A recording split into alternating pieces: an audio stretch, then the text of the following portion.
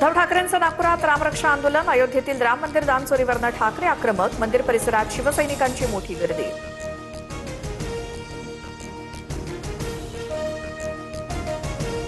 आम्ही रामरक्षक आहोत, मंदिरातील तिजोऱ्या लुटताय, हेच हिंदू राष्ट्र का?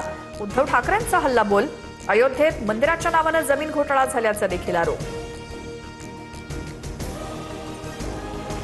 उद्धव ठाकरेंना श्रीराम लक्षात आल्याचा आनंद, रामाकडे परत गेल्यामुळे त्यांचं अभिनंदन.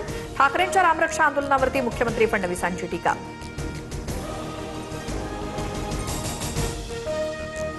उद्धव ठाकरेंच्या रामरक्षा पठणाला नवनीत राणांकडनं हनुमान चालीसा पठणानं उत्तर. अमरावतीमधल्या हनुमान गडीवर नवनीत राणांकडनं हनुमान चालीसा पठण. ठाकरेंची रामरक्षा नव्हे तर पक्षरक्षा असल्याची टीका.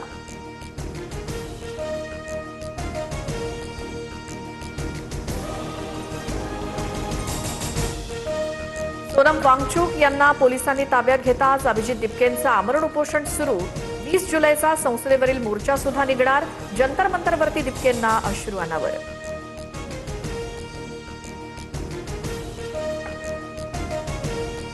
जंतर मंतरवरील उपोषणस्थळी अभिजित दिपकेंवरती शाई फेक. आंदोलनकर्त्यांशी संवाद साधताना एका अज्ञात महिलेनं दिपकेंवरती शाई फेकली. काही काळ तणावाचं वातावरण.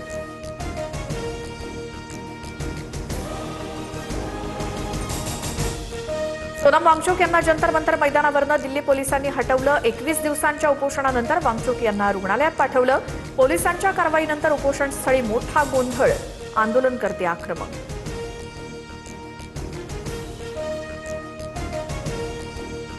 डोंबिवली डॉक्टर मारहाण प्रकरणातील आरोपी रमेश म्हात्रेला मोठा दणका. रमेश म्हात्रेला दिलेला जामीन हायकोर्टाकडनं रद्द. पुकारलेला संप मागे घेण्याच्या हायकोर्टाच्या सूचना.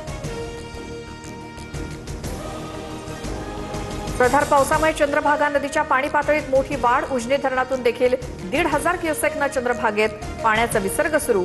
आषाढी यात्रेनिमित्तानं येणाऱ्या भाविकांना दिलासा. राज्यभरात हॉटेल्स, रेस्टॉरंट, बेकरी, डेअरींवरती एफडीएचे छापे. अस्वच्छता आढळल्यामुळे बेकरींना टाळं.